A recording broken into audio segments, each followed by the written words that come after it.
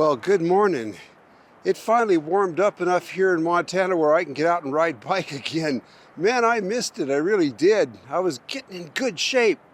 And then he went below zero and started snowing, and all that came to a screeching halt. I've got the T1 cargo bike out this morning for a ride, and I'm enjoying it. I'm down here along the Missouri River. Beautiful scenery today because the sun's out.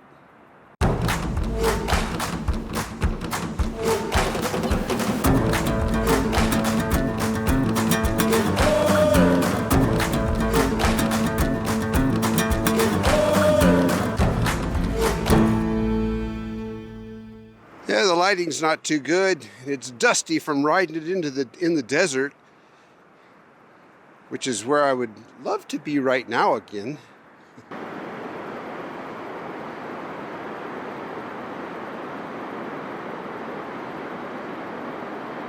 The falls are all encrusted in ice, and when it's been this cold, you know, the whole river down here freezes, and people die here all the time from trying to walk across, but the water is still moving fast under the ice, and it creates thin spots in the ice, so it looks like you can walk across, but you fall through, and once you fall through, you're gone with the current. They've rescued animals a couple of times off the river this year because dogs run out there and fall through and can't get back in. So that's a dangerous thing for fire rescue to have to do, but they do that.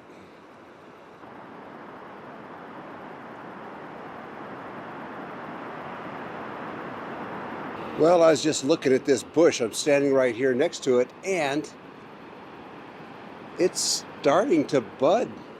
That's a good sign.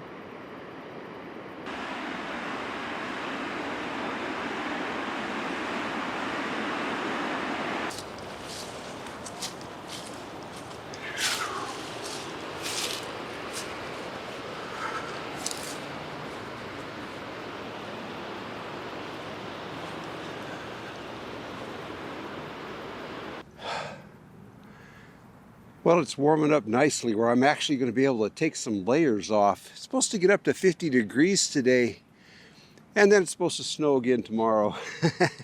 That's Great Falls, Montana for you. If you're wondering about this e-bike, I did a review on it, and as of this morning, it's the only view in the world on this bike. It is a good-looking bike. And it works well. It's a little different than other e-bikes in the operating system on it. It's very powerful. It's the fastest e-bike that I've ridden. But it's just the way that it works, that it's a little different. Don't tell anybody, but I got it up to like 36 miles an hour. It's pretty fast. That's why I say it's the fastest bike. But I'm sure having a lot of fun with it. Linda's not enjoying them so much. We've determined that Linda's equilibrium has always been a little off. We used to sail. We bought a 28-foot sailboat back in 1975, and a really heavy-duty little fiberglass boat. It was a Pearson Triton, and we refurbished it and outfitted it and left Seattle and headed down to San Francisco. And from San Francisco, boy, that was a trip. The Oregon coast in May, it was one storm after another. From that point on, every time we got into another storm somewhere else where we were sailing, we would just say, hey, is this as bad as the Oregon coast? And Linda would go, no. And we go, well, we're okay then. It might start to look bad, but if it wasn't that bad, then it was all right. Spent a couple weeks in San Francisco doing some repairs and outfitting because we jumped off for Hawaii. But the thing was that, back to the reason I mentioned it, is that Linda never got over being seasick. She was seasick the whole time. I was seasick for like 3 days, and then I'd get over it. Not Linda. I felt so sorry for her. She couldn't eat. She'd go days without eating. So that's why we sailed to Hawaii. We lived on the boat for a couple years there, and then we sailed it on down to the South Pacific. And that's why we quit sailing, though. Linda loved the lifestyle. We eventually bought a bigger boat up in Seattle and lived on it, but we weren't doing any ocean sailing at that point. Now we know the reason she got seasick all the time or never got over being seasick was because of her equilibrium, and that's why Linda cannot ride a bike. She told me, we got married like over 47 years ago, and she told me that she couldn't she tried riding a bike a couple of times, and she used the term dangerous. But it's because she crashed a lot.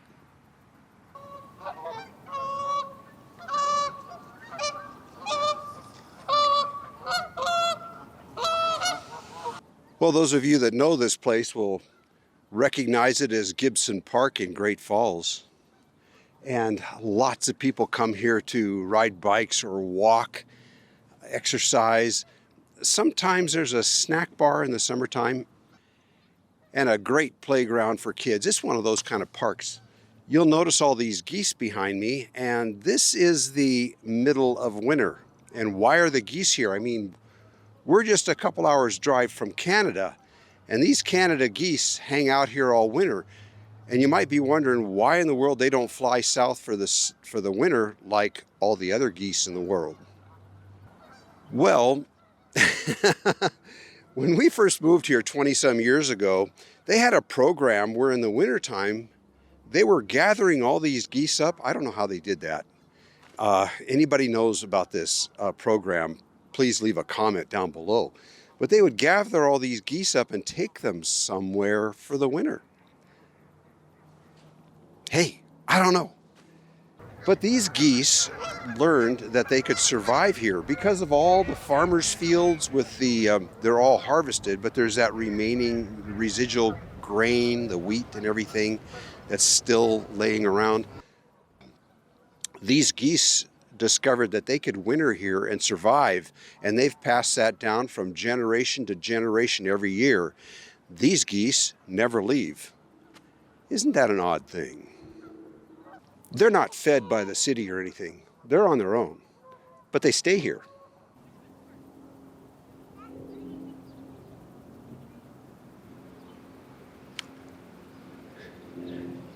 They have this shell here, and they have entertainment during the summertime. My daughter's played here with her band. Lots of room for parking, and the place fills up. Buy a soda and a hot dog and enjoy yourself. Anyways, that's part of Gibson Park. There's one other thing here I want to show you. This is known as Vinegar Jones cabin. One of the earliest settlers into Great Falls, all made out of hand-hewn logs.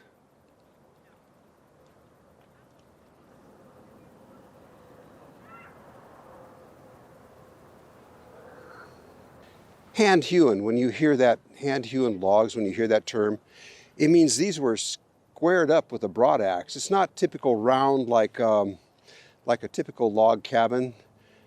They spent more time and they made the logs all square, but they did it standing vertically over the log with an axe, a broad axe. It had a very long, sharp blade, and they shaped it. Here you can actually see the axe marks here.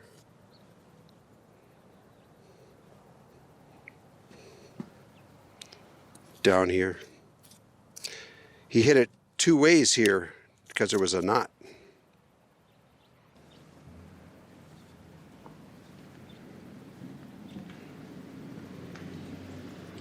It's something they did when they were making a more permanent structure and not just something temporary. They took the time to do it right and square it all up. Now let's go find out who Vinegar Jones was, because this is his cabin. It says here that Vinegar Jones cabin is the only building remaining from 1884, the year Great Falls was established. It was the first permanent structure built in the new town. The first one. That's pretty amazing. Carpenter Josiah Pieper of Fort Benton built the little 14 by 20 foot fir log cabin in the spring of 1884. It was originally located on the north side of 5th Avenue and 5th Street South. In 1890, Vinegar Jones bought the cabin, moved it across 5th Street South, and lived there with his family. Vinegar knew the cabin's importance as the first home in Great Falls. Until his death, he protected and preserved it. Since then, the cabin has survived the elements, fire, and the threat of demolition.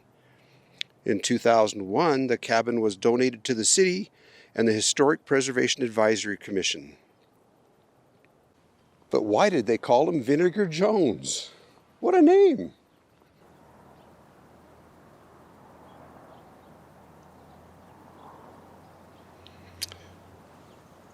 Well, this is Vinegar Jones as a young man, and this is his wife. They look like pretty upstanding people, all neatly dressed and everything. It says here, Whitman Gibson Jones, who lived in this cabin many years ago with his family, was commonly called Vinegar. Some say that Vinegar got his nickname from the vinegar factory he operated. Others insist it was a result of a personality that was full of spice and vinegar. Jones was born in Maine and was a cousin of Paris Gibson, founder of Great Falls. Jones came to the Upper Missouri in the steamboat Helena in 1880 to help build Fort Assiniboine.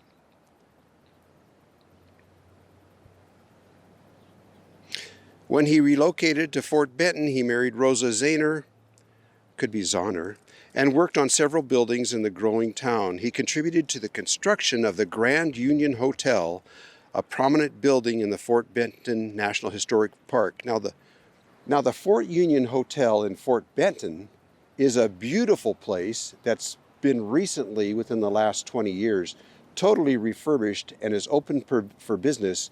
If you want to go out, travel out west here somewhere and stay in an original hotel, that's the place. The Grand Union Hotel in Fort Benton.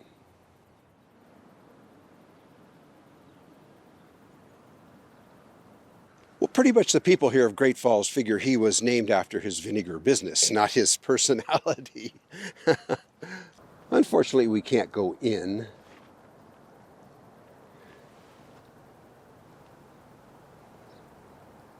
Oh, look at the little door up there to get into the attic.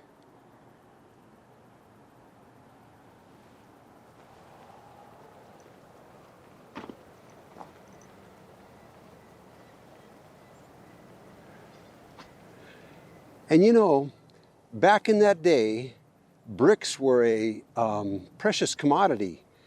You know how nowadays the chimneys go all the way down to the foundation? Well, back in those days, they didn't. They started up high, and inside the cabin, the flue pipe joined up high, right into where the bricks start here from the stove. So the stove sat right on the other side of this wall. This cabin would have been heated with one cook stove that done the heating and the cooking. But, like I said, the bricks didn't go all the way down.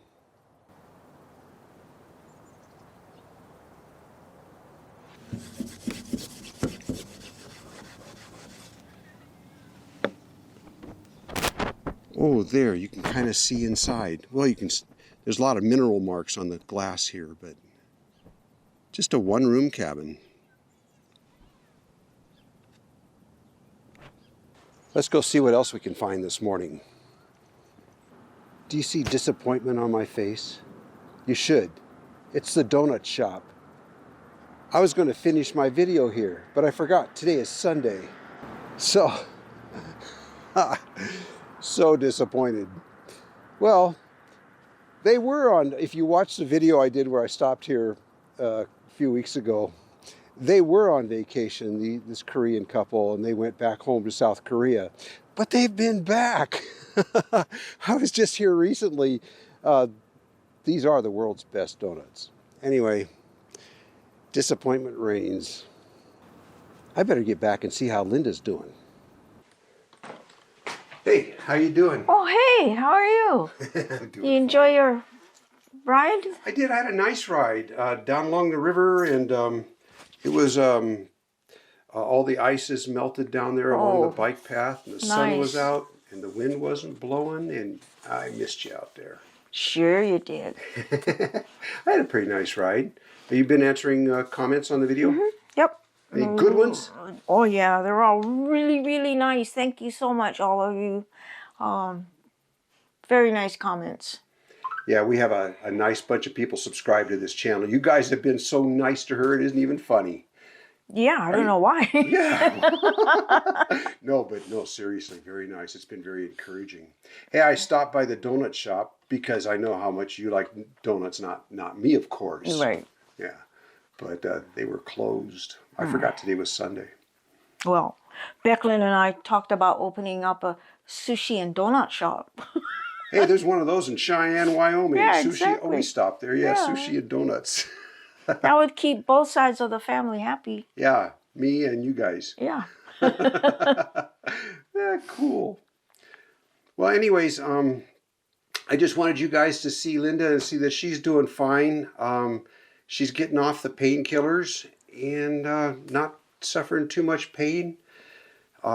We don't want her to be too active on the ankle yet because the bones are just starting to knit back together, and we don't want to take any chances at all. So she's staying off her feet here, definitely off of that foot. Yeah. Yeah, it's no fun. There's not much pain, but it's the hobbling around. She does all right. She wasn't too guaranteed at first on the walker, but she's gotten better. Anyways, you guys, thanks for coming along on this video. We'll be out on the road here pretty soon, in about 5 more weeks. And, in the meantime, it's going to be local videos from around Great Falls here. I'm getting out camping this coming weekend myself. It's going to be kind of weird being out there without Linda, but we'll see what happens. So anyways, let me get my hand out here because thanks for coming along. We'll see you around.